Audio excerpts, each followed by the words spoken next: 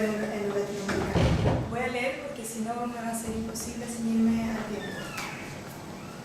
Esto es uno de los autores que yo estudio en mi tesis doctoral, Christian Geise, nacido en 1978, un poetista chileno. Comienzo. A partir de una poética marginal realista, el joven poetista chileno Christian Geise nos presenta en su libro de relatos En el regazo de Belcebú de 2011 escenarios donde la precariedad acaba por distorsionar lo real hasta aproximarnos al registro de lo fantástico.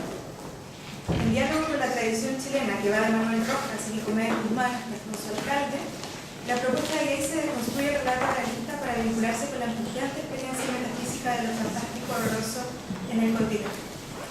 Dicho recurso está al servicio de presentar una ley de valores donde la oscuridad atribuida a las clases marginales posee una contracara luminosa e incluso se perciben ocupando un espacio que precisamente por su aflicción alcanza un carácter extraordinario. ¿Es porque no te dicen que no es ese?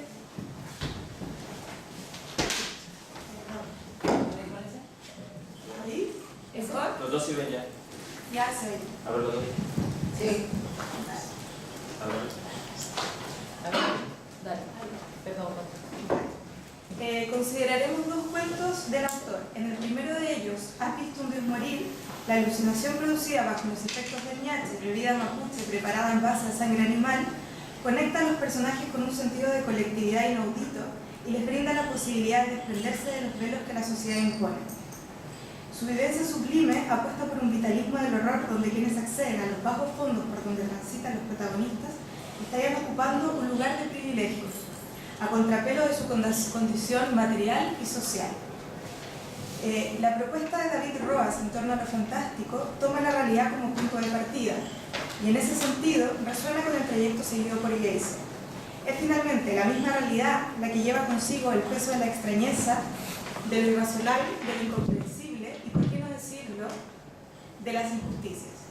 Ahora bien, su definición apela a una categoría estética que no puede funcionar sin la presencia de lo imposible, pues aquello debe entrar en conflicto con lo real para que verdaderamente se produzca lo fantástico. El miedo experimentado por los personajes de Geise, a pesar de los elementos distorsionadores que conlleva, sí permite hacer irrumpir lo fantástico en el sentido de un horror conectado en última instancia con una precariedad social. La paradoja, aquello imposible, pasa a ser habitar un espacio que pueda ser puesto al margen del orden establecido y más aún ello pueda resultar liberador, para quienes acceden a tales ámbitos. Entonces voy con el primer acápite, que es la abyección y lo demoníaco. Si el miedo es una condición necesaria para que se produzca lo fantástico, según indica Todoro, aquella emoción aparecerá en los relatos de Geise asociado al objeto y lo demoníaco. De ahí que conecte directamente con la corporalidad y sea el cuerpo objeto mutilado, alcanzado por los efectos de una cruel metamorfosis, lo que produzca el horror, según señala Rodin. Tanto el cuerpo como la condición de clase van más allá de una realidad meramente material. Bajo una noción moderna del cuerpo se le considera un efecto de la estructura individualista del campo social. Como indica Le Breton, siguiendo a Durkheim en su análisis de la sociedad moderna y de la división del trabajo, para distinguir un sujeto del otro es necesario un factor de individuación, y el cuerpo cumple con ese rol. Ese cuerpo racional y encerrado en sí mismo llega en el siglo XVI y marca la clausura del sujeto. Dentro de esta definición moderna del cuerpo, el hombre se aparta del cosmos, de los otros e incluso de sí mismo. Es el cuerpo civilizado que encuentra asidero en las capas sociales más altas de la sociedad. En Geise, en tanto que nos da cuenta en su obra de subjetividades puestas al margen, el cuerpo se dirá casi siempre en relación a un colectivo. En Has visto un dios morir, el protagonista quiere llevar a su abuelo a probar el ñache porque está convencido de que así podrá rememorar su experiencia de comunicarse con los dioses, e incluso verlos morir. El ñache, por otra parte, los conecta, ya dijimos, con participar de un rito común. Y cito: lo cuático es que todos esos locales de ñache están conectados, toda una red subterránea a la que se puede llegar entrando por distintos tuburios. A pesar de toda la suciedad que llevan por dentro, esto se hace correlato con la del entorno y se erige finalmente como una forma de resistencia. Se invierte el sentido de lo marginal o periférico, situándolo como una posición privilegiada, entre comillas, que conecta con una suerte de vitalismo de los monstruos. Esta cita la veré rápidamente. Valparaíso es algo sucio, yo también, por eso me siento cómoda aquí. Todos parecemos flaites o pungas o rotos. Es escuchado eso a muchas personas y ni siquiera me ha dado risa. No es necesario andar perfumado, ni bien vestido, ni creyéndote la raja. Ahora, si eres vivo y conoces a los personajes claves, puedes entrar a distintos laberintos, incluso más enmarañados que el de las subidas y bajadas del puerto. Yo conozco un par de pasadizos secretos y las entrañas del monstruo al que llegas por ellos. Callejones a los que nunca entrarán empresarios, políticos ni profesores universitarios. Yo sí. Cierro la cita. La experiencia llega a ser tan demoledora que finalmente el abuelo queda sin habla para siempre y casi muere de un ataque al corazón. Más que ver a un dios morir, la visión parece ser la del diablo, figura que, como lo hacen los psicotrópicos, enfrenta al hombre consigo mismo. Las infinitas iconografías de lo fantástico que aporta la figura del diablo demuestran, al decir de Dominó, su infinito poder sobre lo imaginario. Ello se explica porque precisamente ayuda a multiplicar las imágenes que el hombre se muestra de sí. Ahora bien, no se trata aquí de una experiencia personal que conecte con aquellos fantasmas de la individualidad, ya decía, porque José Miguel Cortés relaciona alguna de las manifestaciones de lo monstruoso, sino que representa una condición común. El desdoblamiento y la disposición que genera la experiencia con las drogas hace emerger a otro diablo, proyección del grupo, que como el mismo Cortés señala, configura una crítica radical al fetichismo del sujeto. Lamentablemente, bajo las condiciones en las cuales viven, la vivencia está lejos de ser recomponedora ni tan siquiera gozosa. Gay se coquetea con lo demoníaco en tanto una alegoría de todo lo invertido, escondido, misterioso. El monstruo citado es situado en un plano simbólico, adversario del héroe porque lo acaba doblegando. El abuelo queda paranoico, atormentado y solo. La relación ambigua que el narrador posee con aquel horizonte extraordinario al cual accede, le permite al mismo tiempo rechazar los procesos de homogenización de la sociedad en la que vive. En ese sentido, dice Cortés, el discurso de las instituciones se opone al mutismo de la bestia monstruosa. Y es precisamente ese el problema. El abuelo, desfigurado tras la vivencia, queda sin habla para siempre. Cito, el razonamiento de la sociedad no puede contradecirse, no hay contestación posible. Los monstruos no pueden hablar. Y toda palabra se convierte en juicio, toda afirmación en diagnóstico. Aparece una voluntad de verdad que, como dice Foucault, es una prodigiosa maquinaria destinada a la exclusión. Cierro la cita. El nombre hebreo Belcebú, título del libro, alude a una divinidad filistea y quiere decir el señor de las moscas o el señor del abismo, en referencia a lo oscuro y lo sórdido. En la literatura cristiana se le llamó el príncipe de los demonios y tradicionalmente fue puesto en el triunvirato de lo demoníaco junto con Lucifer y Satanás. Todo este imaginario es traído a colación para subrayar la condición maldita y de excluidos que transversalmente caracteriza a la mayoría de los personajes del libro. El mismo Gayse nos señala en una entrevista para el sitio Lo que leímos su intención casi teratológica de hacer una trilogía acerca del diablo, y que podemos apreciar en sus 3 libros, Agitum de morir, Ñache y el infierno de los payasos. Se siente llamado por dentro a liberar ese monstruo que parece haberse colado en su escritura y que necesita purgar con pieza porque ya no sabe si podrá seguir soportando. La definición sobre el grotesco de Kaiser conecta con la de Julia Kristeva sobre lo abyecto. Se trata de una categoría de sujeto que apunta a un hombre excluido y que siempre nos está apartando de las barreras impuestas por la cultura. Es ese peso del no sentido que se mueve fuera del orden simbólico, el cual, y cito, no tiene nada de significante y que me aplasta. Lo abyecto es en definitiva no tanto la ausencia de limpieza, sino aquello que perturba una identidad, un sistema, un orden. Es la amenaza del otro, lo extraño, lo ominoso. En el universo de En el regazo de Belcebú de Christian Gayse, la precaria situación de los personajes vulnerables ante el efecto del alcohol, el ñache, las hierbas de los cerros y otros estupefacientes que aparecen en los distintos relatos, los arrastra a un estado propio de las literaturas grotescas, a saber, la locura. Con todo, hay una conquista propia tras dicha experiencia demoledora. La confianza de lo grotesco, nos dice Kaiser, constituye una tentativa por proscribir y conjurar lo demoníaco en el mundo. En efecto, cada uno de los personajes de El regazo de Belcebú viven narcotizados o locos. Parecen realizar un pacto con el diablo a cambio de poder acceder a estos universos que les permiten escapar al aburrimiento y a la miseria en la cual viven. No sé cómo voy de tiempo. ¿Sí? Bueno, y el otro cuento se llama Nephilim, y aquí accedemos a un universo más apocalíptico. Si el monstruo alude a la palabra mostrar, ostentar y les oculta los abismos más recónditos y repulsivos del ser, el prodigio, en cambio, refiere a la lejanía, aquello que predice las cosas futuras. El segundo cuento que convocamos aquí, Nephilim, nos sitúa en un escenario apocalíptico. Palabra de origen bíblico, Nephilim, que acusa a los caídos faltos de fe que han despedido de las promesas de Dios. El cuento tiene como protagonista a un personaje monstruoso, nuevamente, cuyo cuerpo encarna todas las maldiciones de las clases populares, pero también su posibilidad de reivindicarse. La destrucción total de un pueblo se produce precisamente el día del alumbramiento de Ignacio, horrible engendro diabólico. Desde aquel fatídico momento todas las desgracias del lugar son atribuidas al niño, desde quien se desprenden rayos incendiarios y otras maldiciones. Su abuelo lo odia por ser el fruto de la relación de su hija Antonia con un desconocido con quien se involucró tras huir de casa. El horror fémina encuentra aquí también su expresión, pues ella, la madre, es quien lleva el peso de la culpa por el hijo parido. Entre todos se ven obligados a recluirse en una casa y a él le tocará incluso asistir a la muerte de ambas mujeres tras provocar sin quererlo un incendio incontrolable en el lugar. Sus poderes no tienen límites y él no puede manejarlos. Finalmente solo queda la desolación del desierto, escenario apocalíptico por excelencia, espacio arrebatado por la muerte y el silencio. En la lectura de Cristeva, el Apocalipsis correspondería al retorno de lo reprimido y expondría la crisis del verbo. Dice, cito, por ocupar su lugar, por adornarse entonces con el poder sagrado del horror, la literatura es quizás también no una resistencia última, sino un develamiento del abyecto, una elaboración, una descarga y un basamiento de la abyección por la crisis del verbo. Cierro la cita. Desde dicho análisis engarza con la noción de lo fantástico que prevalece durante el siglo XX, según indica Viñas, y que tiene que ver con un fenómeno del lenguaje y no ya con una crisis de la percepción como hubiese sido durante el siglo XIX. Lo fantástico contemporáneo asume que la realidad es fruto de una construcción.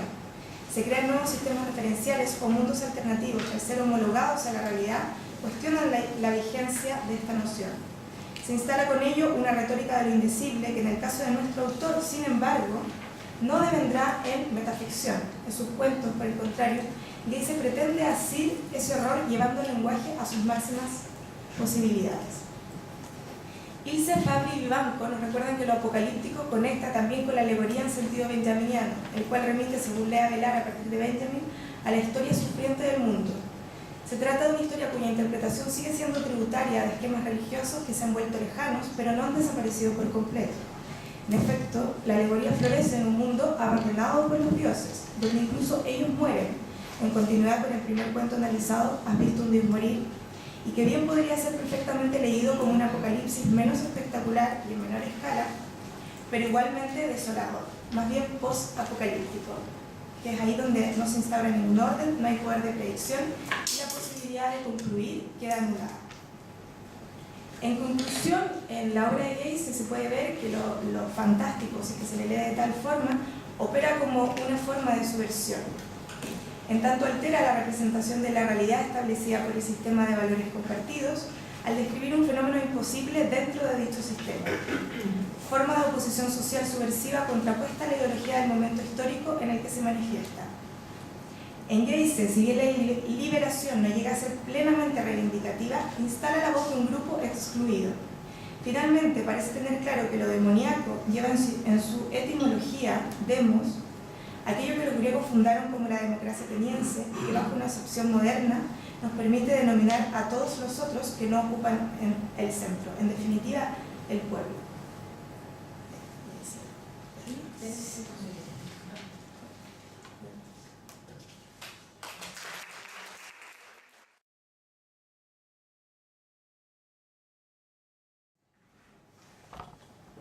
Muchas gracias una vez más a Constanza por este tiempo que nos ha regalado y bueno, a vosotros por estar aquí. Empiezo a leer, luego es posible que me aburra y que siga comentando. Voy a analizar hoy los textos de los autores de Baja California, México. Son Al otro lado, de Heriberto Yepes, una novela de 2008, y La señorita Superman y otras danzas, del 93, de Regina Swain. Se trata claramente de dos autores que están incluidos en el corpus de mi tesis doctoral. Esto quiero, digamos, un poco aclararlo, como no se conocen mucho aquí, quizás quizás Heriberto Yepes más, pero Regina Swain creo que no. Entonces simplemente voy a decir que son autores que se sitúan en la que se puede conocer como la generación de la ruptura, es decir, son autores fronterizos y ponenses que sin embargo no estudian y no hablan de la frontera, digamos, desde un punto de vista regional, regionalista, tratan de, digamos, romper algunas pautas de interpretación en este sentido y se concentran más en lo individual. Sin embargo, hay que decir que todos estos autores, no obstante, claramente hacen un guiño a todo, digamos, lo conocido sobre la frontera y continuamente hacen este guiño al lector. El territorio está muy presente, aunque, digamos, de formas distintas a las que se podría pensar, digamos. Aunque se trate de obras que presentan muchas diferencias desde el punto de vista tanto semántico como formal, en ambas se encuentra la que podríamos llamar una, entre muchas comillas, relación complicada entre lo real y lo no real, relación que tiene como principal elemento crítico la presencia del territorio y que produce efectos perturbadores en distintos niveles. En la primera, la novela de Yepes, se puede hablar también de horror y analizar ciertos elementos a través de la categoría de lo abierto propuesta por Julia Kristeva. He querido incluir también, digamos, el segundo libro, que es, digamos, es un libro de relatos, incluso si no se habla abiertamente de horror, porque ahí yo creo que se puede dar una apuesta interesante desde el punto de vista de la interpretación, porque hay un elemento fantástico que se realiza de una forma completamente opuesta a la que se da en otros casos. Entonces he querido poner en relación estos dos textos, no solo por compartir, digamos, el mismo territorio y la importancia que el territorio tienen los dos, sino también porque para mí era un desafío a nivel de interpretación. También claramente quiero decir que las que se presentan aquí son, digamos, hipótesis de interpretación, son preguntas que yo estoy, digamos, haciendo estos textos. Claramente estoy en un percurso, digamos, de investigación, de doctorado, entonces estoy haciendo un poco un trabajo como Penélope. Me hago preguntas, hago preguntas a los textos y luego a veces las respuestas cambian simplemente a lo largo de recorrido. Me refiero, digamos, tal vez clasificar los dos textos como fantástico en su totalidad puede resultar complicado por razones que explicaré enseguida, analizando más detenidamente cada uno de ellos, pero destacan en ambos momentos que no se pueden entender plenamente sin recurrir a las categorías teóricas de este género. Me refiero en particular a la pérdida del yo o al miedo, digamos, que esta pérdida del yo determina, a la transgresión de varios tipos de límites, a la falta de explicación de ciertos acontecimientos narrados. La incertidumbre que surge frente a las acciones relatadas en varios casos es vivida por el lector más que por los personajes o por el narrador. En la novela de Yepes, esto se debe al hecho de que el protagonista es un drogadicto y su estado mental acaba casi contagiando al lector, que no logra entender completamente cuáles de los horrores narrados son frutos de su alucinación y cuáles son reales. Esta incertidumbre que contagia al lector resulta especialmente interesante porque en la novela el narrador es heterodoxético y su distancia con respecto al punto de vista del personaje solo se reduce en ciertos momentos específicos. En este caso, entonces, el efecto fantástico se produce también como emanación del acto narrativo y, digamos, me refiero aquí a la definición que hace Rosalba Campbell en su estudio, o también a una forma de usar el lenguaje. En los relatos de Regina Swain, por otro lado, el lector experimenta extrañamientos de distintos tipos porque el autor elige un código que de entrada parecería el de lo maravilloso. Sus personajes y sus narradores no cuestionan lo que acontece, pero el lector pronto se entera que la atmósfera en que se desarrolla el texto, su aparente naturaleza de cuento de hadas, tiene demasiadas relaciones con referentes extratextuales y esto deja espacio a preguntas inquietantes. En este caso, como se verá, la inquietud surge en el momento en que el lector se entera de que el elemento perturbador del cuento de hada es la realidad misma que irrumpe en el cuento. Lo que sí cabe decir antes de entrar en el análisis de los libros es que la clave de lectura más adecuada a la hora de acercarse a la frontera, a sus obras, es que el fantástico cada vez más se puede entender como una de las caras de lo real y no solo como su simple negación. Justamente por esta razón antes hablé de una relación complicada entre lo real y lo no real. Los dos, real y no real, son juntos pero distintos según los casos y las perspectivas de los que leen o miran.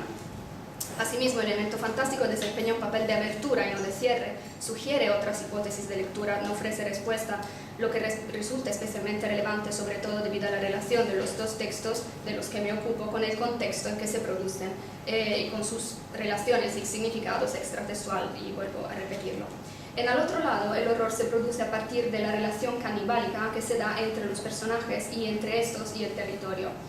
Aquí tendría que explicar qué significa vivir este territorio, un territorio donde hay la maquila, un territorio donde, digamos, la producción de droga, de acuerdo, digamos, con lo que también se dice un poco, digamos, de forma enfática en la novela, se produce a partir de elementos que se encuentran en la misma entraña del territorio, es decir, la droga que se produce y que consuman los protagonistas de la novela digamos, se produce en las minas de la ciudad, que acaba en una cierta medida, digamos, metafóricamente, fumándose a sí misma, ¿no? Y en este sentido, otras referencias imprescindibles a la hora de analizar la novela son los conceptos de carne monstruosa, o sea, la multitud que como carne social viva en forma puede parecer monstruosa, de acuerdo con la definición que dan Toni Negri y Michael Art, y el de capitalismo gore y de sujetos endríagos, que lamentablemente aquí no puedo, digamos, no puedo analizar muy detenidamente, trabajado por Sayak Valencia. La novela de Yepes parece ambientada en los años en que el cártel de Tijuana tomaba el control absoluto de las calles, aunque no se puede tener certeza de que este cartel coincida con el cártel de Tijuana efectivamente, debido al hecho de que la ciudad en el relato toma el nombre de Ciudad de Paso. Como avisé, la novela en su conjunto no se podría definir fantástica, porque en ella entran patrones y estrategias narrativas heterogéneas, incluyendo las vinculadas con la reciente categoría de narconarrativa. Pero quiero, sin embargo, ahondar en ciertos episodios que sí se pueden y se deben analizar desde la perspectiva de lo fantástico y del horror. De hecho, tampoco sabría realmente desde qué otra perspectiva se puedan, digamos, analizar estos episodios. En el primero se narra de la muerte de uno de los personajes, Yulai, el hermano del protagonista. La muerte está representada en el relato en distintas ocasiones, otra vez por el polvo, el mismo polvo que la ciudad produce y que come. El polvo tóxico es parte del foco, esta droga a la que acabo de referirme, y el hermano de Tiburón se vuelve polvo al tratar inútilmente de cruzar la frontera.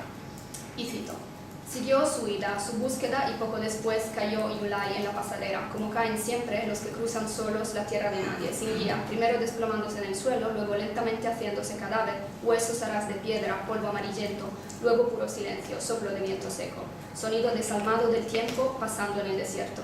El viento de aquel sitio distante se hizo espiral y revolvió el polvo de las piedras calcinadas y los muertos. E inmediatamente después, aunque muchos kilómetros lejos de ahí, Tiburón succionó el remolino, dejando la bombilla vacía.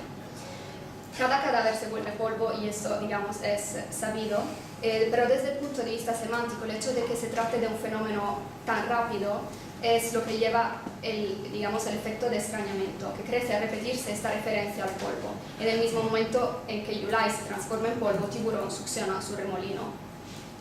El extrañamiento aumenta frente a la hipótesis hasta ahora no explícita de que el polvo fumado por Tiburón sea el mismo, digamos, en el que se ha transformado su hermano. Se sugiere aquí la relación polvo-muerte de esta parte del relato también sea una metáfora de la nulificación de las relaciones familiares, y este elemento parece confirmado por el hecho de que Yulai, poco antes de caer muerto, encuentra en el desierto el fantasma de su madre, cuyo negocio era el del coyote. Pide ayuda a la mujer, pero ella se lo niega. El horror de lo cotidiano es la constante vivida por Tiburón, el protagonista de la novela, y por los otros habitantes de Ciudad de Paso. Toda la ciudad aparece vivida por fantasmas, seres teóricamente vivos pero casi muertos, deshechos por la droga, espantosos. La alucinación se vuelve locura, tanto que el lector a menudo duda si el protagonista esté vivo o muerto y si los que encuentra sean zombies o seres humanos de carne y hueso. Y cito: un esperpento se le acercó y le preguntó qué quería de bebida, comida o droga, pero Tiburón movió la cabeza diciendo que no, y la mujerzuela se marchó empujando el carrito de madera en que se arrastraba. Tiburón se diluyó entre estos engendros, platicando y celebrando, y se acercó a un gordo albino para ver cómo preparaba ansiosamente el foco que iba a fumarse. Y cuando vio que Tiburón lo fisgoneaba, se apartó un poco, avaricioso. Cuando el tipo chupó de su foco encendido, mientras Tiburón lo veía casi babeando, el gordo se transformó en un hombre de aspecto ordinario, y cuando el humo que exhaló alcanzó las caras de otros a su alrededor, éstas perdían su horripilancia y cobraban aspecto familiar, es decir, irónico, soberbio, cretino, chistorrete, rastrero, sufrido, todos estos rasgos habituales de lo real. La droga aquí es el elemento que permite al personaje huir del horror que la realidad representa. La categoría de lo abyecto propuesta por Julia Kristeva resulta otra herramienta útil claramente a la hora de analizar el texto, sobre todo con respecto a la presencia de los muchos cadáveres, cuerpos deshechos y a la relación que se establece entre la muerte y lo femenino, lo materno. En la novela se encuentran imágenes que apuntan a temas como el uxoricidio y el asesinato de los hijos. En general, la violencia contra personas que tienen la misma sangre del protagonista colinda con lo abyecto, pero de una forma aún más extensa es el aparente peligro de la disolución de la frontera entre vida y muerte o locura y cordura, lo que otorga un especial horror a todo el relato. La mirada alucinada del protagonista aumenta la confusión entre las dos condiciones, así como su estado de enfermedad constante bajo los efectos del foco. Los episodios donde se vuelve más sutil la frontera entre vida y muerte, entre cordura y locura, son los que se refieren a la mujer y el hijo del protagonista. En la casa de Elsa, la primera, hay basura y polvo por todas partes. Ella y el hijo se han separado, según dice la mujer, cuando ella misma decidió enviarlo al sur para que algunas personas de su familia lo cuidaran. Sin embargo, Tiburón se entera de la verdad trágicamente cuando la novela llega a su clímax y él comprende su responsabilidad personal en la muerte del hijo por no haberlo reconocido entre una banda de chiquinarcos y haberlo matado. O sea, la mujer había vendido al hijo prácticamente, ¿no? En cambio de drogas. Y el padre, no reconociéndolo, años después acaba matándolo. Si es cierto que la ciudad se come a sí misma a través de la producción de droga, las familias, o lo que queda de ellas, también muestran esta macabra tendencia. Madres venden a sus hijos para buscar droga y parejas acaban comiéndose metafóricamente, víctimas de su adicción. En los siguientes pasajes se narra la muerte de Elsa y su transformación en polvo una vez más. El segundo pasaje alcanza la cumbre del horror, donde el canibalismo del narco llega a violar las relaciones normalmente consideradas puras y sagradas. Y cito: al dar este alarido, Elsa acaba de decir a su marido que ha muerto el hijo de ambos, no sabiendo que ha sido justamente él el que lo ha matado. Elsa parecía convertida en una estatua que parecía literalmente hecha de una sola pieza, un bloque blanco. Se quedó tiesa como congelada, fija como escultura helada, como duro terror humano. Y al verla sentada, endurecida, captó, Tiburón, una especie de grieta en su nariz, como si estuviera a punto de desprendérsele, y en los labios blanquecinos de Elsa luego vio aparecer una leve ruptura, una resquebrajadura. Para no seguir pensando lo que su mirada le sugería y para reavivarla, se acercó, extendió su brazo y tocó la mejilla de Elsa. Pero apenas los hizo, la mitad posterior del rostro de Elsa se resquebrajó y al caer la nuca se deshizo en el piso y un segundo después todo su cuerpo se pulverizó frente a él. De Elsa solo quedó un apiladero de polvo blanco en el piso y un puñado en la silla. Aquí hablando, digamos, del horror, ¿no?, del que hablaba antes Diego Balconi, y del hecho de que, según, digamos, la interpretación de la Cabarero presupone una inmovilización. Aquí es lo que pasa justamente, hay un doble horror: el horror de la madre que tiene que anunciar la muerte del hijo y el horror, digamos, que el protagonista digamos, siente al mirar esta mujer transformada en polvo frente a sus ojos. Se trata solo de una alucinación debido al uso de las drogas. De hecho, el narrador no ayuda al lector a tomar una clara decisión en este sentido. Y como dicho anteriormente, la distancia que en otros puntos de la novela se produce entre su punto de vista y el del personaje, aquí no se da. Y tampoco acontece más adelante, cuando la novela llega a su clímax, a su nivel máximo de horror, con un gesto de canibalismo. El protagonista come su mujer o lo que de ella queda, siguiendo la voz de alguien que podría ser tanto un fantasma como una alucinación, no lo sabemos.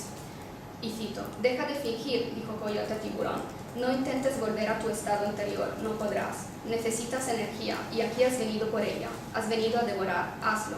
Pero no olvides que lo que devorarás no será el polvo al que estás acostumbrado. Este polvo está mezclado con tu mujer y metértela te dolerá. Tiburón contempló aquel polvo. Coyote tenía razón. El aspecto blanco de aquel polvo era distinto al del foco. El tiburón, todavía cuadrúpedo, después de clavar su mirada en aquella sustancia, hundió lo que quedaba de su hocico y comenzó a comer. La forma y el contenido, y ahora pasamos al otro texto, de La señorita Superman y otras danzas, de Regina Swain, son completamente distintos. Como anunciado, sin embargo, los dos textos tienen en común la presencia inquietante del territorio. En este caso son las referencias extratextuales las que nos hacen dudar de la naturaleza aparentemente y simplemente maravillosa del texto. El lector tiene un papel muy relevante en estas páginas porque pronto reconoce un elemento inquietante ahí donde, en apariencia, todo no es más que un cuento de hadas. La relación compleja entre real e imaginario que se halla a lo largo de la página, por supuesto, está anunciada por las epígrafes del libro. En una se lee: te digo una realidad y no me crees, te narro un cuento y piensas que es verdad. La protagonista del primer relato, que se llama Marusa, Es una gitana. La autora afirma desde el primer momento que sus creencias no son las nuestras, pero luego se refiere a su ciudad, una vez más Tijuana, aunque no se dice de forma explícita, mirándola desde sus ojos y desde sus sistemas de interpretación y de valores. Y cito: por aquel entonces la caravana pasaba por una ciudad enorme y caprichosa, cuyos pobladores vivían al filo de dos mundos distintos pero similares. Las casas, construidas a lo largo de un gran cerco de alambre de púas, parecían apretujadas por cerros secos color sepia y lucían grises por el mal humor de sus inquilinos. Dicen los habitantes de la ciudad nocturna que fueron ellos, los gitanos, lo que trajeron las nubes a su ciudad capricho y que por eso las tormentas traían sonido como de circo y luces intermitentes cruzaban el cielo de lado a lado, dándole un aspecto de función de magia a la ciudad mojada y tiritante. La magia convive con el telediario en estos relatos y con una comercial de quitamanchas. Aunque la narración tenga el tono de una fábula, se tiene la clara impresión de que se está hablando de un acontecimiento real. Por ejemplo, en afirmaciones como, y cito: las autoridades de aquella ciudad la declararon sabias, zona de desastre, se sentaron a morderse las uñas en sus oficinas secas y acolchonadas, mientras los damnificados luchaban día y noche contra el lodo espeso que cubría sus vidas. El terror representa el elemento mágico que interrumpe la cotidianidad, pero ¿de qué cotidianidad estamos hablando? ¿Y no será que lo que da miedo es lo real aquí, mientras que lo no real representa la única forma posible de sobrevivencia en un lugar como el que el referente geográfico de estos relatos representa? Y cito: el terror provocado por la lluvia les hizo ser buenos por un rato. Continuaban escarbando entre el fango negro que desaparecían niños, perros y gatos como capa de mago. Cuando todo volvió a la normalidad, olvidaron lo que el cielo les había enseñado y se dedicaron otra vez a insultarse uno con otros. Pero, digamos, ahora voy un poco más rápida porque veo que no tenemos mucho tiempo, pero el relato donde esto que quiero destacar se ve de forma más evidente es un relato que se llama El diablo también baila en el aloha. Y aquí, digamos, se insiste que este diablo, en la voz, digamos, del narrador, insiste que este diablo es un diablo metafórico y luego vamos a leer qué pasa. Cito y luego explico. La joven del vestido blanco se encuentra en el suelo con todo y peinetas. No hay rastros del diablo Jiménez, que parece haber partido sin pagar la cuenta y el humo con sabor artificial ha sido sustituido por un desagradable olor a azufre y piel quemada. La muchacha solloza sobre el parque de la pista y se lleva la mano a las nalgas. Sus amigas, que han acudido a ver qué sucede, se horrorizan. Ahí donde la mano del diablo guapo se posaba hace unos minutos, hay una mancha de vestido chamuscado. La única explicación posible del fenómeno no la conocemos. De hecho, este mismo narrador que había empezado diciéndonos que se trataba de, digamos, un diablo metafórico, deja la cosa así, sin explicar, y simplemente afirma que luego la vida continúa tanto en el bar como en las calles de afuera y que aún más en este bar sigue entrando la gente porque este es el bar en que podéis bailar con el diablo, ¿no? O sea, es decir, aquí también se juega con este horror, digamos, de lo cotidiano, que no se trata ni siquiera de, que no se trata ni siquiera de acabar. Es un horror que se da por simplemente cotidiano y normal en una cierta medida. Voy acabando porque creo que no me queda mucho tiempo, pero lo que quería decir es que en este caso, si en el fantástico tradicional acontece que lo raro, lo inexplicable, entre con su presencia perturbadora en lo cotidiano, lo que pasa en los relatos de Regina Swain es que lo real entra para cuestionar la autenticidad del relato maravilloso. Y ahora, digamos, quiero un poco referirme a lo que decía antes Mary Torres, pero para subvertirlo, en ambos textos, tanto el texto de Yepes como en estos textos de Regina Swain, el tema es que es lo normal, que puede llegar a ser muy extraño, ¿no? Entonces a producir este efecto de, digamos, de fantástico en distintas y muy distintas declinaciones.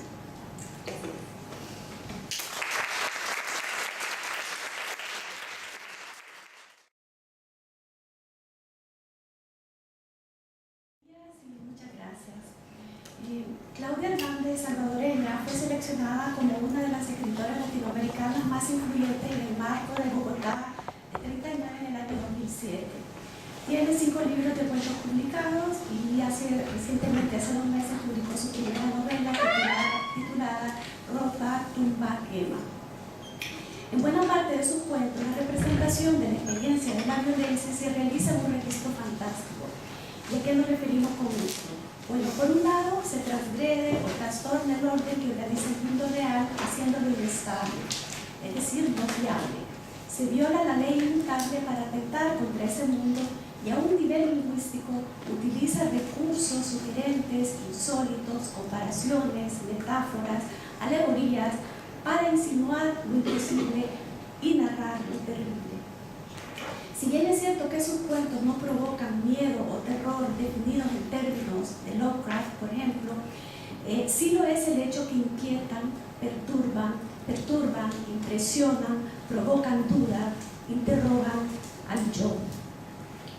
En su libro de fronteras, en su libro de cuentos de fronteras, publicado en el año 2007, Hernández se refiere alegóricamente a las consecuencias tanto de la violencia política como social de su país natal, El Salvador, pero también podríamos extenderlo a la realidad centroamericana.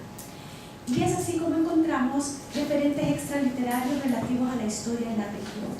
Guerras civiles, desapariciones forzosas, neoliberalismo exacerbado luego de los acuerdos de paz, pobreza extrema, clasismo, asesinatos diarios realizados por las infames maras, deshumanización. En ese marco, Hernández desarrolla temas vinculados a la representación de la diferencia, la marginalización y la exclusión. Así, los personajes aparecen violentados, coexisten en desventaja, son empujados a los márgenes, se configuran como fragmentos aislados y simbólicos dentro de un contexto opresivo y asfixiante. Más aún, estos personajes están expuestos a la crueldad, la degradación, ejercida sobre ellos por aquellos que ostentan el poder y gozan de legitimidad y por lo tanto impunidad. Hernández pues perfila el horror de la violencia, sobre todo la cristalizada en la cotidianidad. Con esto quiero decir la violencia naturalizada. Y en ese sentido lo abyecto, que ya han mencionado antes mis compañeras, le sirve para evidenciar tanto lo que trastoca la identidad como aquello que altera un sistema o un orden. Por ejemplo, un hombre que se convierte en buey a la orilla de una carretera, autocastrándose con el filo de una botella rota por instigación de una pareja privilegiada. Un joven sin brazo que es perseguido por un rinoceronte. Un inmigrante que vive en una posilga de cuyo techo llueven cucarachas. Lázaro, mitad hombre, mitad buitre, que lame sangre y come carne de muerto, son solo algunos de sus personajes. Por último, he de decir que en su obra destacan las narraciones concisas, breves, que prácticamente se llegan a ser ojeadas a lo extraño, tal y como si esto fuera una esfera suspendida donde se difuminan los desenlaces escalofriantes o extraordinarios, o lo que Poe llamaba el golpe de efecto. En esta ponencia voy a referirme a uno de los cuentos de su tercer libro, Vida 1, publicado en el 2006. Este libro tiene como escenario la ciudad de Nueva York, cambiando el terreno, digamos, del territorio centroamericano y pasándolo a Estados Unidos. Y vamos a ver que refleja instantes vividos por inmigrantes de diversos países, tanto latinoamericanos como europeos. Aparecen inmigrantes de El Salvador, de Siria, de Bulgaria, Perú, Kazajistán, Sarajevo, Filipinas, entre otros. Así también personajes nunca identificados por su país, pero claramente inmigrantes. Hombres y mujeres en busca de trabajo, una pareja estable o un permiso de residencia, que quieren olvidar sus vidas pasadas, pero que por medio de episodios fantásticos se encuentran de frente consigo misma y con su memoria. En un breve escrito autobiográfico sobre su estancia en Nueva York y el traslado de esa experiencia a Vida 1, precisamente Hernández se detiene en lo que para mí es de vital importancia para comprender la lectura que propongo. Y la lectura es esta. Una hipótesis, digamos, ¿no? Ante el aislamiento de la ciudad, ajena, la irrupción de lo fantástico se alza como alegoría de lo íntimo, pero perfilado como acto de creatividad, sustentado en el contar, en el relatar y, por supuesto, el escribir, y como recurso de empoderamiento del inmigrante.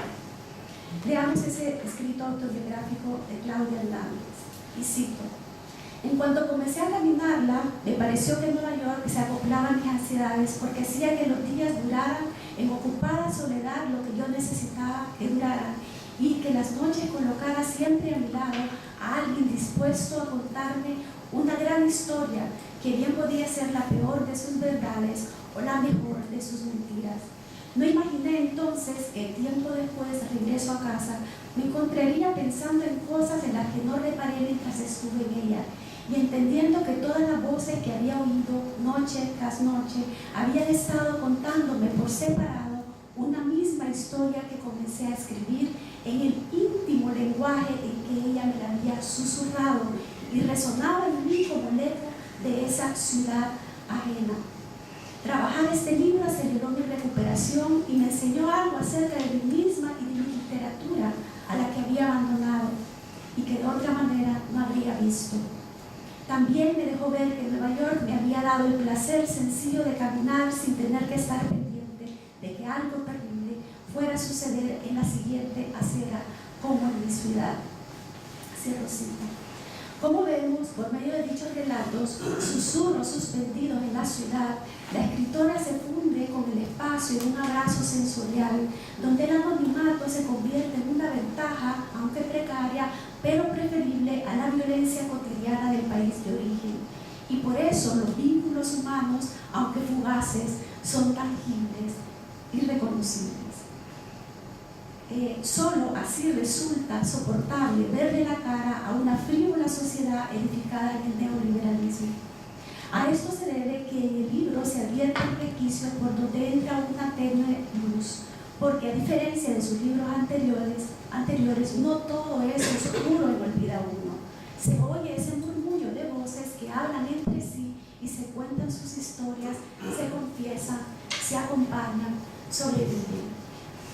En el cuento, John prefiere que no nos veamos por un tiempo. El personaje del que se habla casualmente, llamado también Claudia, es una inmigrante que se refugia en la escritura, la cual plasma en sus cuadernos que guarda bajo llave. Se trata de alguna forma de una doble situación de marginalidad o de outsider.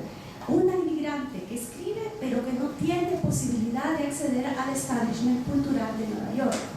Así, esculpen el aislamiento y la soledad en la que inevitablemente los creadores se sumergen, pero además, ante la precariedad y las consecuencias de su diferencia de ser el otro, ante un posible devastador encuentro con la angustia, se establece lo íntimo, alegóricamente retratado como el universo o lo cósmico, como espacio de supervivencia o como metáfora de una casa otra.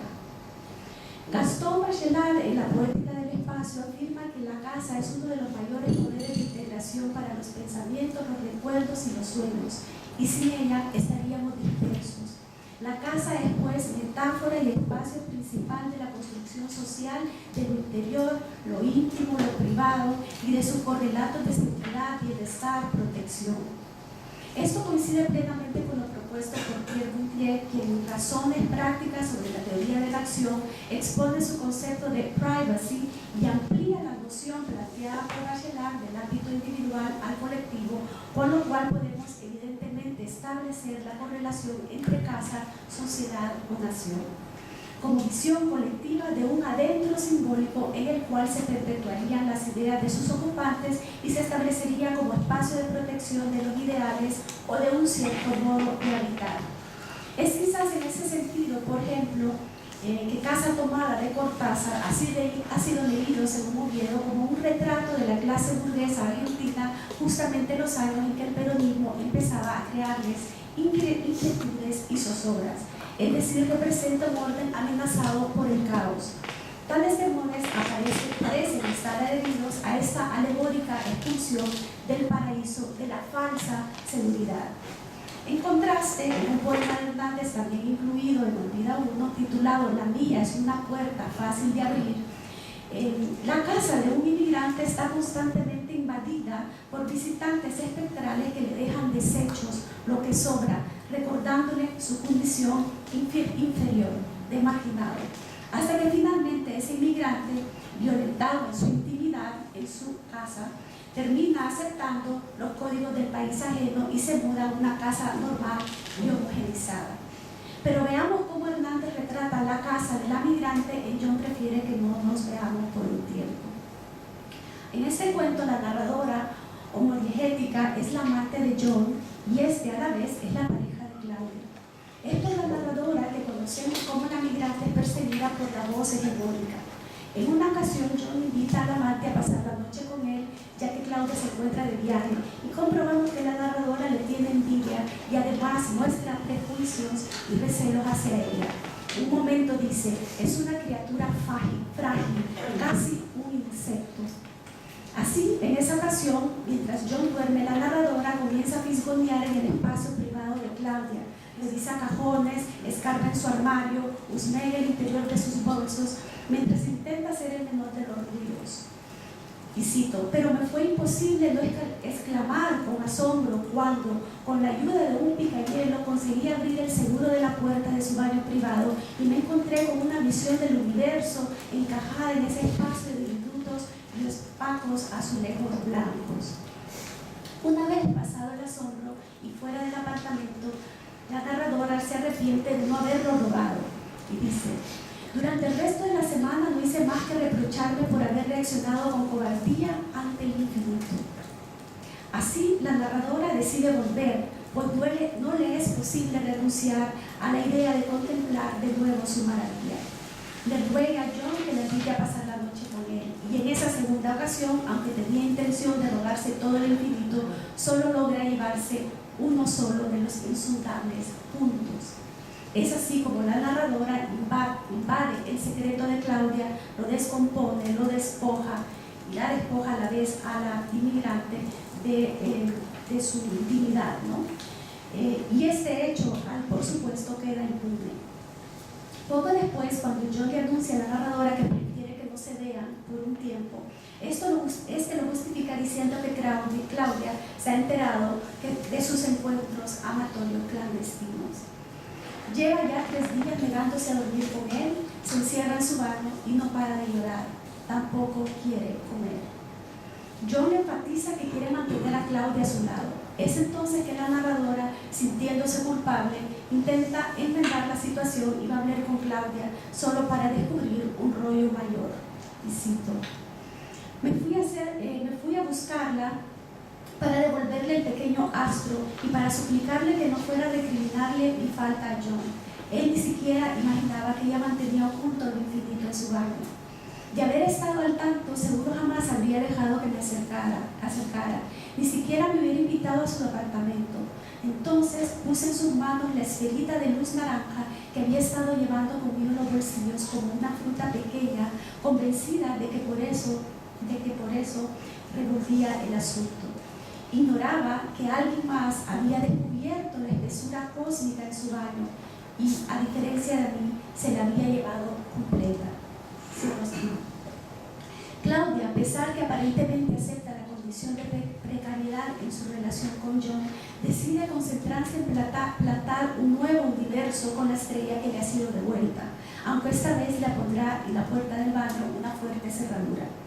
El universo del baño de Claudia Hernández claramente nos remite al clásico y más que conocido cuento de Borges, El Aleph, donde aparece aquella esfera tornasoleada donde las cosas están en todas partes y simultáneamente en ninguna, habitando el mismo punto sin superposición y sin transparencia. Pero Hernández le da una vuelta de tuerca al cuento de Borges. El Aleph, como recordamos, como sabemos, que nos presenta Borges, se encuentra en el sótano de Carlos Argentino Danieli, un poeta presumido, vanidoso y ridículo que está trasladando todas las imágenes que le ofrece el Aleph a su largo, enciclopédico, pretencioso y aburrido poema. Danieli parodia al poeta Snow, es el rival del Borges, personaje narrador, quien opina que aquel es indigno de poseer la esfera maravillosa, esa que ofrece un espectáculo vertiginoso. Y cito, el diámetro de la LED sería de 2 o 3 centímetros, pero el espacio cósmico estaba ahí, sin dimensión de tamaño. Cada cosa era infinitas cosas, porque yo claramente la veía desde todos los puntos del universo. Al final, Borges lanza la sospecha de que el Aleph de Daniel es falso y afirma que el verdadero se encuentra dentro de la columna de piedra del Cairo. Y dice, nadie, claro está, puede verlo, pero quienes acercan el oído a la superficie declaran percibir al poco tiempo su atareado rumor. Ahora bien, en John Prefiere, Hernández utiliza el símbolo del universo, pero con otro propósito. Aquí no se utiliza ese dispositivo narrativo para aludir a la vanidad en el ambiente intelectual o para hablar del indecible, es decir, de la divinidad. Más bien ese símbolo le sirve a la salvadoreña para aludir al resguardo de la sensibilidad creativa frente a la frivolidad, la desconfianza, el interés, pero sobre todo ante la posibilidad de ser violentada por considerársele insignificante y marginal. En esa intimidad creativa, es esa intimidad creativa la que logra que Claudia pueda plantar, cultivar, cuidar su maravilloso infinito. Además, el Yo Prefiere, ese símbolo también se utiliza para destacar el breve vínculo que se establece entre dos mujeres extrañas que finalmente logran hablar y mirarse a pesar de un principio la narradora muestra prejuicios y recelos hacia la inmigrante.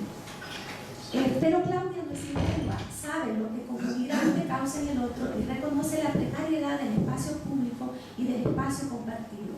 No obstante, su verdadero interés es preservar su universo fulgurante, es decir, la creatividad que encuentra en esa ciudad ajena. Por lo tanto, el infinito de Hernández tampoco puede ser el falso Aleph del que sospecha Borges. Si el Aleph que Borges establece como verdadero tiene un carácter místico e inalcanzable, el universo de Hernández más bien existe en el baño de una mujer, es colocado en un lugar cotidiano y puede ser fragmentado, no es fijo ni absoluto, más bien puede ser replantado como señal de movilidad de un nuevo comienzo.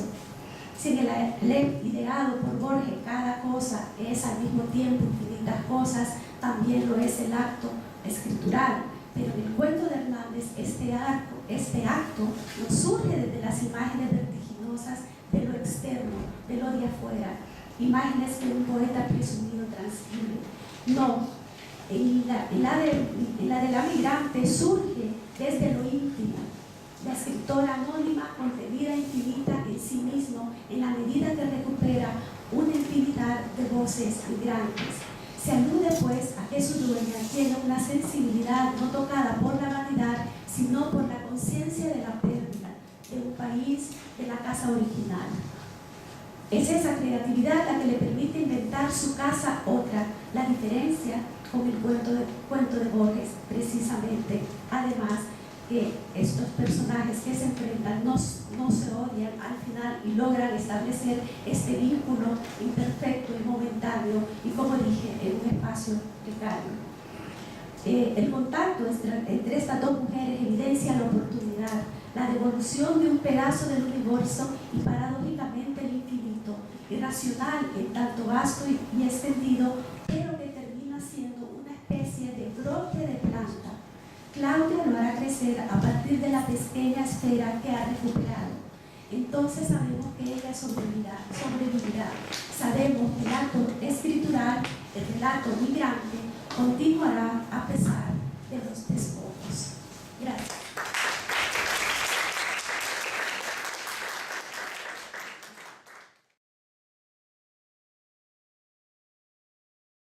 La titulé Cuerpos que aparecen, cuerpos escrache, de la posmemoria al trauma y el horror, en relato de Mariana Enríquez, por lo que también estoy en diálogo con lo que acaba de exponer un poco doña Gras y con la mesa que hubo ayer por la tarde en el Congreso. En febrero del presente año, la escritora argentina Mariana Enríquez presentó en la librería Caldés en Barcelona su libro Los peligros de fumar en la cama. En esa ocasión, la escritora señaló: soy una escritora de cuerpos. No hay duda que el cuerpo es un pilar en la obra de la autora, el elemento donde se materializan las tensiones, los miedos, la burla, la crítica, donde comienzan y terminan sus historias. Me sirvo de su afirmación, soy una escritora de cuerpos, para articular la lectura que presentaré sobre sus relatos, pero complementándola con otra declaración suya en la que dijo: lo que yo hago es tomar el género de terror y hacer literatura política. Hablar de la obra de Mariana Enríquez nos instala en esas literaturas que irrumpen en el campo literario latinoamericano entre los fines de los 90 y lo que llevamos de este siglo XXI, en un periodo histórico post-transiciones a la democracia y post-instauración del neoliberalismo, así como en un periodo literario post-Macondo y post-Crack.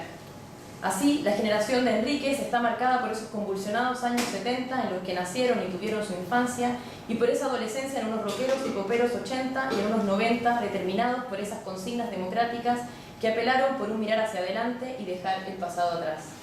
Es decir, se inscribe en esas literaturas de postdictadura y posautónomas caracterizadas por indagar en asuntos históricos y personales y por su experimentación en diferentes modalidades de escritura.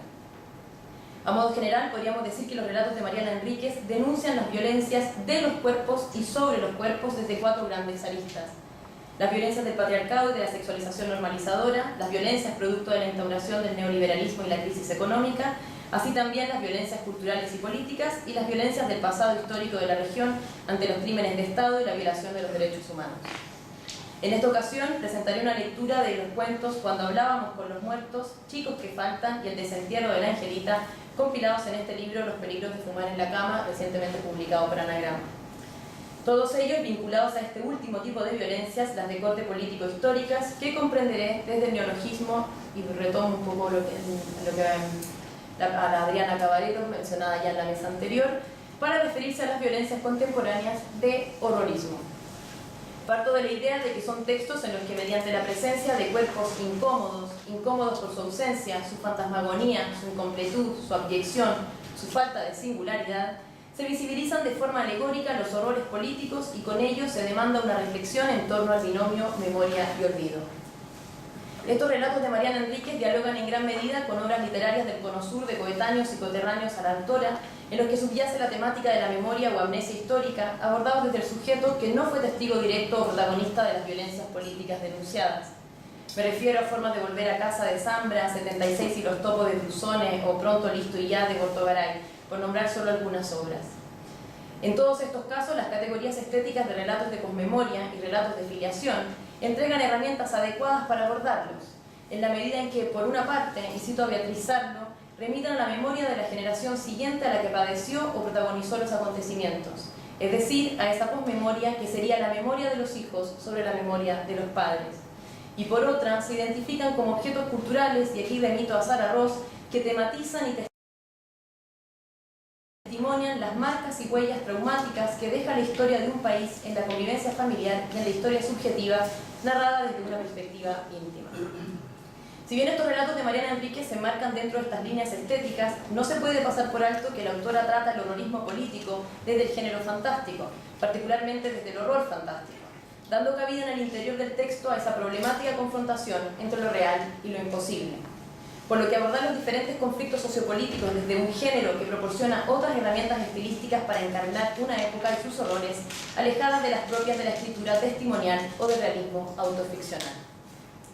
Es importante señalar también que estos relatos se desarrollan en una atmósfera que a los lectores nos resulta cotidiana y familiar, por lo que la irrupción de ese elemento que le otorga su condición de relatos fantásticos se da dentro de un universo narrativo verosímil. Y por otra, que el tratamiento del horrorismo de la dictadura no se presenta necesariamente como parte de los argumentos de las historias, sino que se da de forma encriptada. Por ello, cabe prestar especial atención al nivel semántico, a la transgresión que provocan las propias palabras y unidades simbólicas de estos relatos.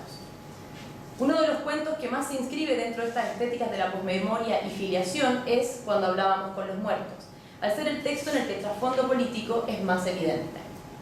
En este, un grupo de adolescentes se reúnen a jugar a la Ouija y deciden buscar a los padres desaparecidos durante la dictadura argentina de una de ellas. Hasta que una noche las interrumpe Leo, el hermano de la Pinocha, que le pide que la acompañe y lo ayude.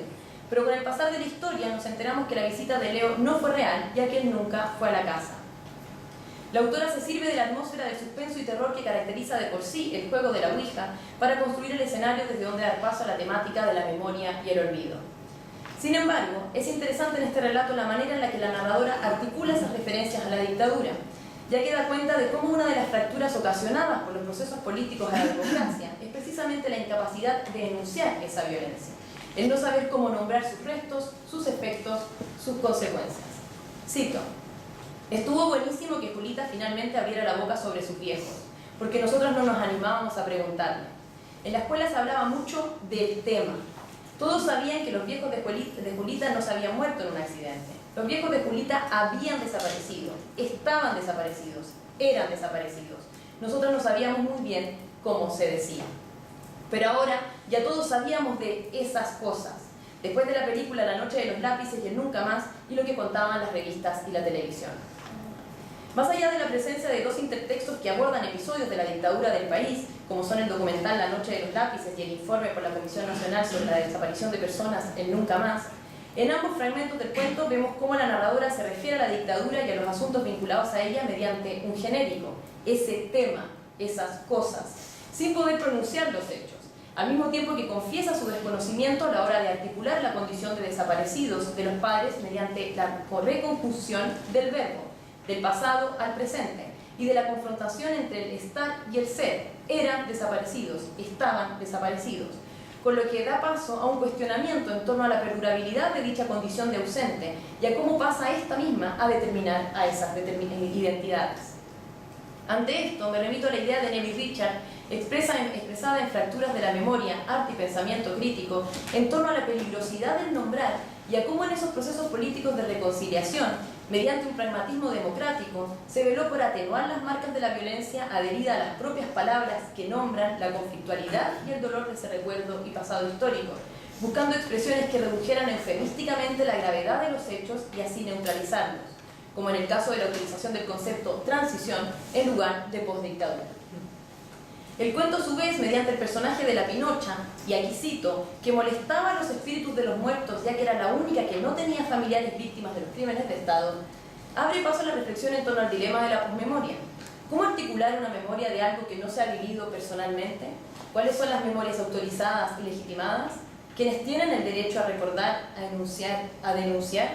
Es decir, de cómo inscribir en la propia memoria individual y personal la memoria colectiva y del rechazo a mantenerse fuera de ella.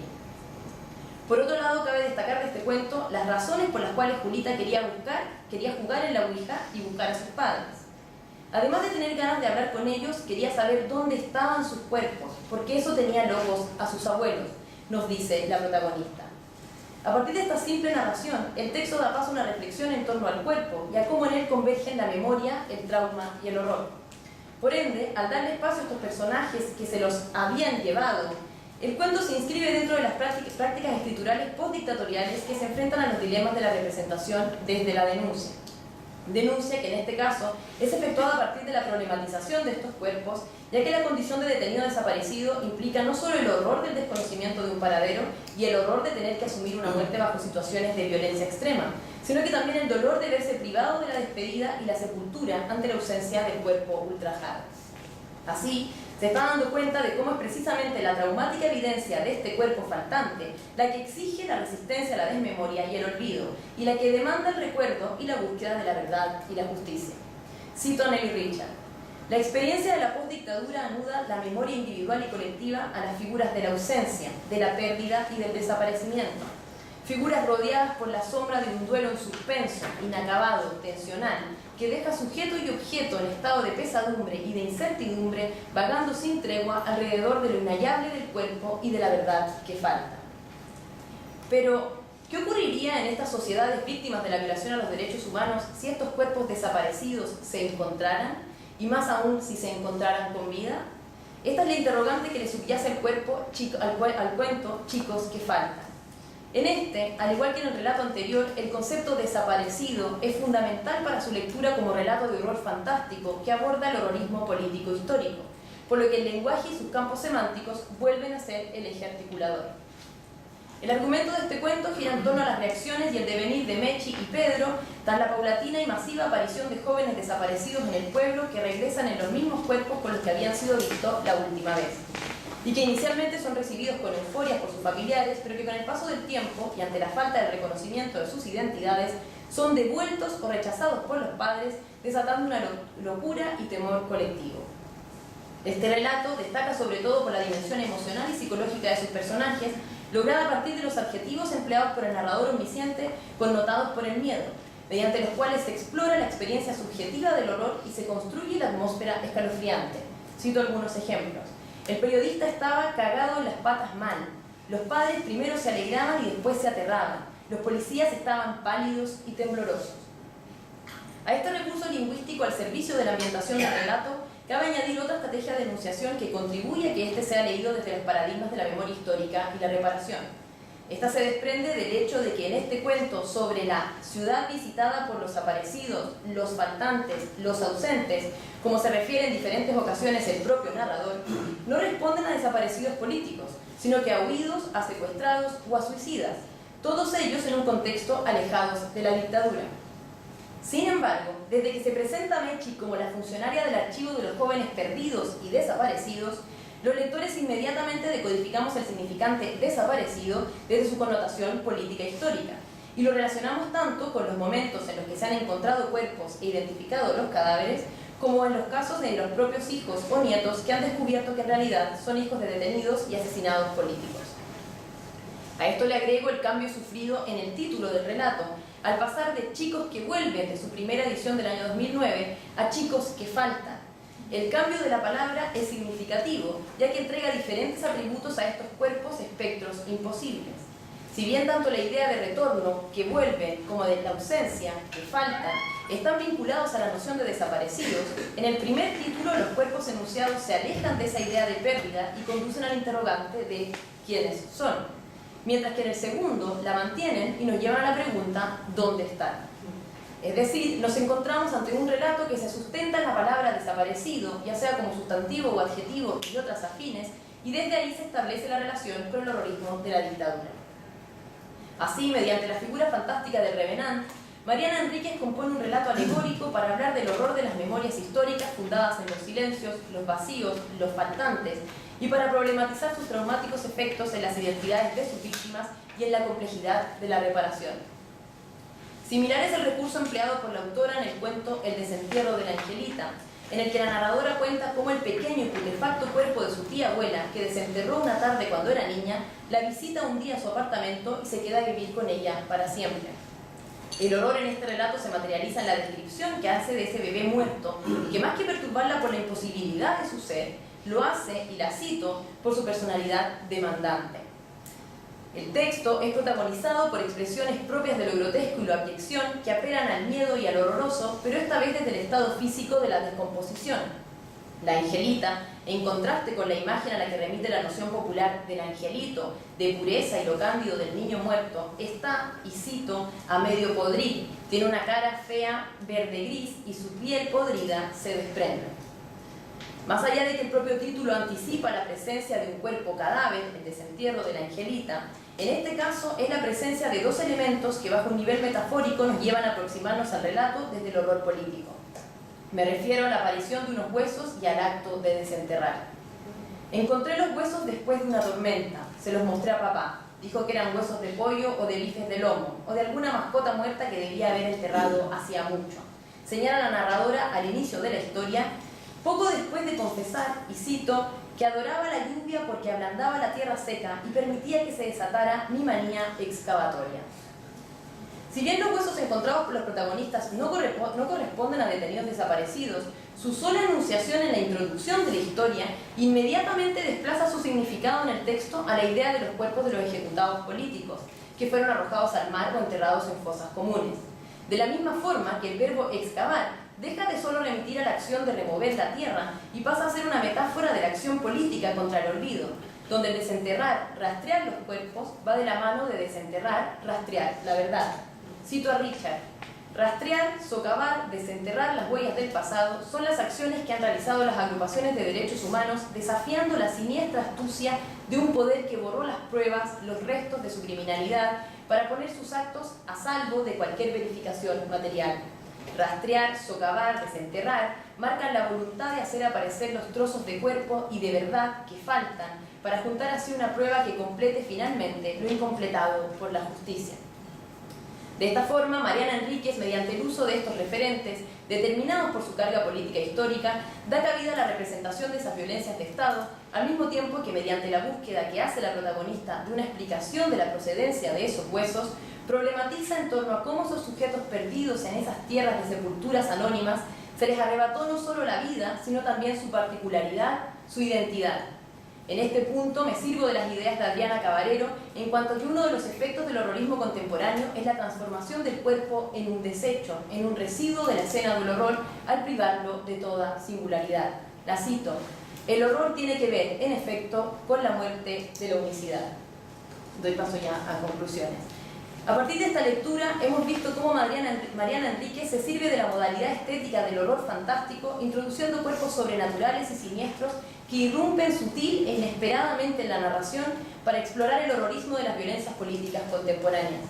De esta forma, en los relatos, el miedo y el fantasma que regresa para cerrar algo pendiente, motivo consagrado del género fantástico, funcionan como alegoría de esas imágenes fantasmales que atormentan a las sociedades víctimas de las dictaduras, como metáforas de esas horrorosas verdades ocultas y silenciadas que retornan insistentemente para demandar por la justicia y la memoria, amenazando y poniendo en tensión esas narrativas de reconciliación y perdón. Por tanto, la autora, alejada de una estética postdictatorial de la indiferencia y el desencanto, vela por una práctica literaria denunciante del horror político a partir de la composición de historias en las que, más que reflexionar y rearticular el pasado, interroga la herencia de este en el presente. De ahí que sea posible identificar a sus relatos bajo una estética de la posmemoria, ya que exploran la perdurabilidad de las experiencias traumáticas a través de las generaciones. Asimismo, y atendiendo la idea de que lo fantástico es una categoría subversiva, no solo porque está determinada por una transgresión a nivel temático, sino también por una transgresión en la dimensión lingüística, donde la connotación pasa a reemplazar a la denotación, destaca en la propuesta escritural de Mariana Enríquez la forma como es abordado el horror político, ya que este, más que desarrollarse en la trama de las historias, es articulado desde el propio plano de la enunciación, en la resignificación, metaforización y el desplazamiento semántico, por lo que cabe observar las imágenes y emociones que suscitan las propias palabras. Es decir, la autora juega con el horizonte de referencialidad del lector al crear relatos en los que el elemento fantástico que irrumpe en el universo narrativo fácilmente puede ser asociados a un referente histórico-político puntual, como el horrorismo de los estados totalitarios bajo dictaduras. Los relatos abordan la temática de la memoria histórica del país sirviéndose de la alegoría, sin la necesidad de contextualizarlos dentro de una época puntual ni de mencionar explícitamente los horrores de las violencias de Estado, sino que a partir de la utilización de palabras clave cuyo significado referencial determina la lectura, como es el caso de los sustantivos cuerpos, huesos, archivo, memoria, olvido, así como de los adjetivos desaparecidos, faltantes, ausentes y los verbos nombrar y excavar. Tras lo anterior, retomo el título de la ponencia para proponer una lectura de estos relatos de Mariana Enríquez desde la categoría de cuerpos narrativos scratch. Me sirvo de este concepto de scratch, propio de las manifestaciones que apelan a una denuncia de acción directa contra un sujeto acusado de violación a los derechos humanos, y lo desplazo al campo de la creación literaria. De esta forma, me aproximo a estos relatos a partir de la idea de que estos cuerpos de condición fantástica, espectros, revenantes, monstruos, cuerpos incómodos, transgresores, innombrables e inexplicables, que insisten en aparecer demandando la atención de los personajes y alterando su cotidianidad y estados emocionales, funcionan desde su potencial alegórico como cuerpos scratches, ya que más allá de denunciar a un individuo puntual, son cuerpos que rompen, destruyen, aplastan, escrachan contra esas ideas de reconciliación fundadas en el dar vuelta a la página, en los pactos de silencio, perdón y olvido, para así, desde su representación estética ficcional, hacer ruido, protestar, reclamar. Muchas gracias.